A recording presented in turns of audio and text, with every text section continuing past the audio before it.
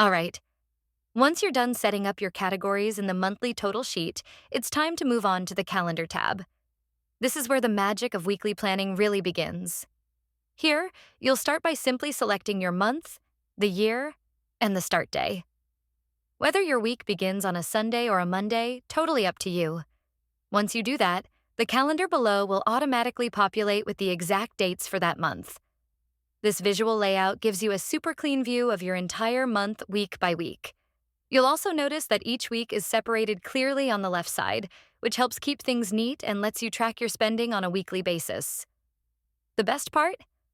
These dates aren't just for show. They're linked directly to the 5 weekly sheets. Once you've picked your month and start date, you're all set to move on and begin entering your actual numbers. After budgeting your weekly sheets, you can see the calendar as a smart to-do section, which can notify you your future expenses.